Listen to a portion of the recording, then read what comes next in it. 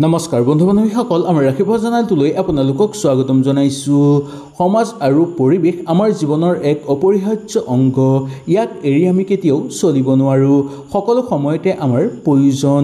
সেই কাৰণে কোনোবাই কিবা বস্তু খুজিলে আমি দি দিওঁ। ইয়াৰ আচল কথা হ'ল কোন বস্তু কেতিয়া দিব লাগে আৰু কি বস্তু কেতিয়া দিব নালাগে আমি গমেই নাপাওঁ।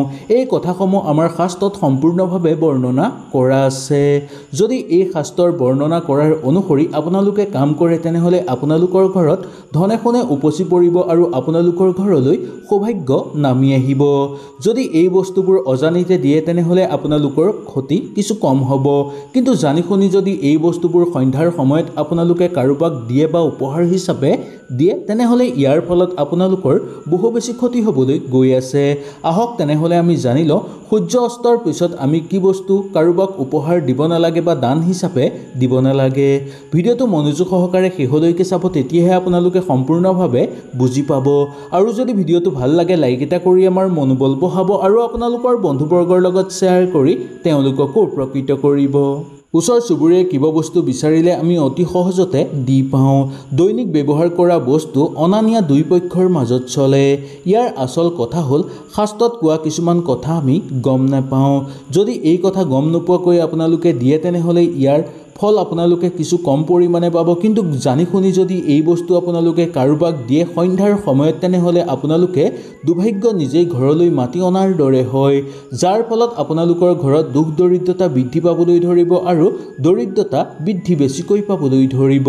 জ্যোতিষশাস্ত্ৰৰ অনুসৰি সূৰ্য অস্তৰ পিছত এই বস্তু দান কৰিলে বা কাৰোবাক আপোনালোকে ধাৰলৈ দিলে আপোনালোকৰ লগতে আপোনালোকৰ পৰিয়ালতো বিপদ আহি পৰিব পাৰে। আহক তেনেহ'লে জানি লওঁ সূৰ্য অস্তৰ পিছত কি পাঁচটা বস্তু আমি কোনো মানুহক দিয়াটো উচিত নহয়। এক নম্বৰটো হ'ল হালধি। হালধিৰ লগত বৃহস্পতি গ্ৰহৰ এক সম্পৰ্ক আছে। বৃহস্পতি গ্ৰহ হ'ল সৌভাগ্যতাৰ প্ৰতীক। সূৰ্য অস্তৰ পিছত হালধি দান কৰিলে বৃহস্পতি গ্ৰহ দুৰ্বল হৈ পৰিব পাৰে, যাৰ ফলত আপোনালোকৰ ঘৰলৈ দুৰ্ভাগ্য নামি আহিব।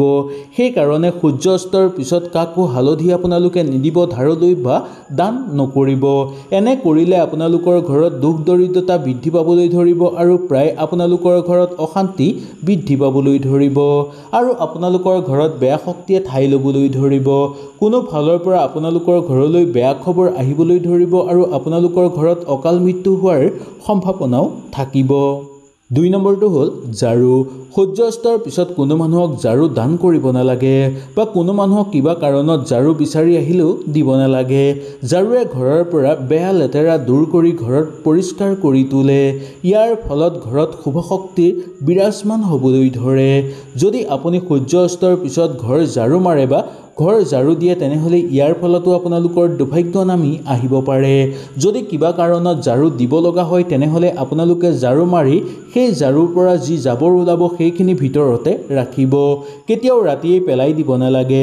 পিছদিনা যেতিয়া আকৌ ঘৰ ঝাৰু মাৰিব তেতিয়া আপোনালোকে সেই জাবৰখিনি ঘৰৰ পৰা বাহিৰ কৰিব। যদি ৰাতিৰ ভিতৰতে আপোনালোকে ঘৰৰ পৰা জাবৰখিনি বাহিৰ কৰি বাহিৰত পেলাই দিয়ে তেনেহ'লে আপোনালোকৰ ঘৰত দুৰ্ভাগ্য নামি আহিব। সকলো ফালৰ পৰা আপোনালোকৰ ঘৰত অশান্তি আৰু দৰিদ্ৰতা বৃদ্ধি পাবলৈ ধৰিব।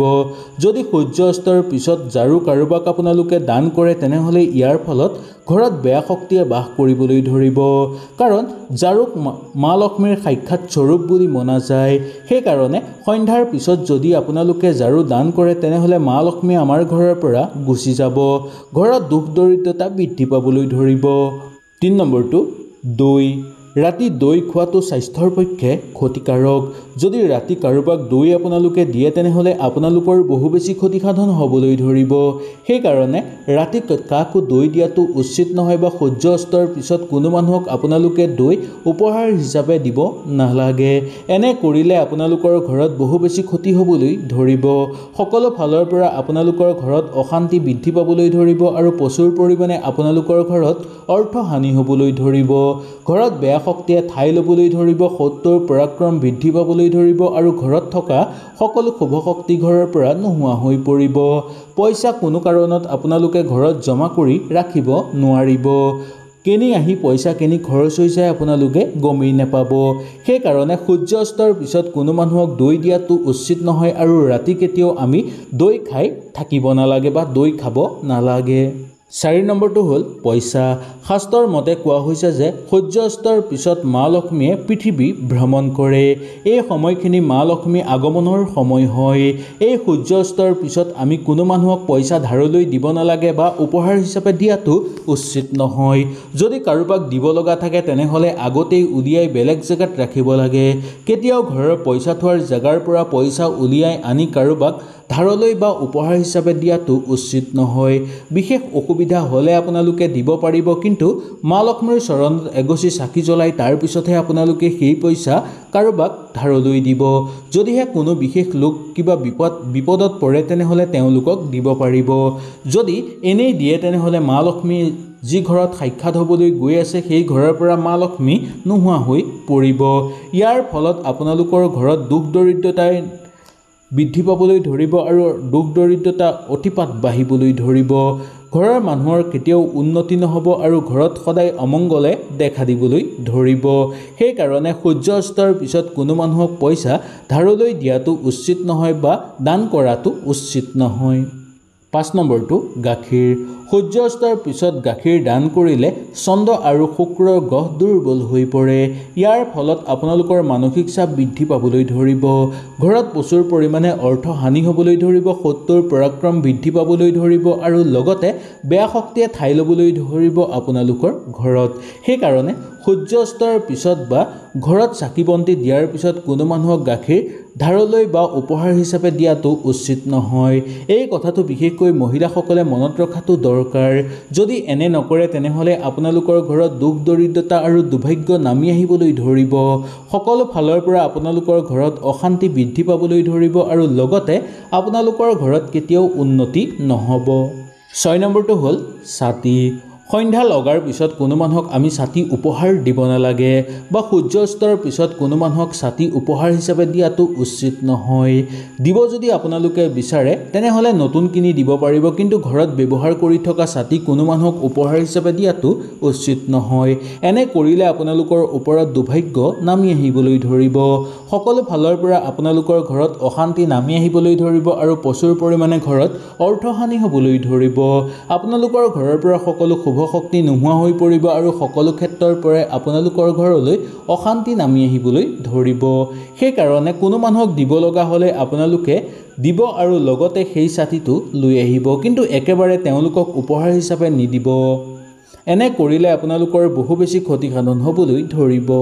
7 নম্বৰটো হ'ল মম। সূৰ্য অস্ত হোৱাৰ পিছত কেতিয়াও ঘৰত ব্যৱহাৰ কৰি থকা মম বেলেগক দিয়াটো উচিত নহয়। ঘৰৰ ওচৰৰ মানুহেই হওক বা আপোন মানুহেই হওক কেতিয়াও ঘৰত ব্যৱহাৰ কৰি থকা মম আপোনালোকে উপহাৰ হিচাপে নিদিব বা আপোনালোকে ধাৰলৈ নিদিব। এনে কৰিলে আপোনালোকৰ ঘৰত অন্ধকাৰ নামি আহিব, গোটেই ঘৰত অশান্তি সৃষ্টি হ'বলৈ ধৰিব আৰু লগতে বেয়া শক্তিৰ প্ৰভাৱ আপোনালোকৰ ঘৰত পৰিব। ইয়াৰ প্ৰভাৱ আপোনাৰ ওপৰত পৰাৰ উপৰিও আপোনাৰ ঘৰৰ মানুহৰ ওপৰতো পৰিব। সেইকাৰণে সন্ধ্যা লাগি ভাগি যোৱাৰ পিছত আপোনালোকে কেতিয়াও জ্বলি থকা মম বা আপোনালোকৰ ঘৰত ব্যৱহাৰ কৰি থকা মম কোনো মানুহক দিয়াটো উচিত নহয়। যদি আপোনালোকে দিব বিচাৰে দোকানৰ পৰা কিনি আনি আপোনালোকে দিব পাৰিব, কিন্তু ঘৰত ব্যৱহাৰ কৰি থকা মম আপোনালোকে কেতিয়াও নিদিব। হয়তো এই ভিডিঅ'টোৰ যোগেদি আপোনালোকে সুন্দৰভাৱে বুজি পালে। যদি কিবা অসুবিধা পালে নিশ্চয় মোক তলত কমেণ্ট কৰি জনাব। তেনেহ'লে আজিলৈ আপোনালোকৰ ওচৰৰ পৰা বিদায় লৈছোঁ। কালিলৈ পুনৰ আপোনালোকক লগ পোৱাৰ প্ৰতিশ্ৰুতিৰে আজিলৈ নমস্কাৰ।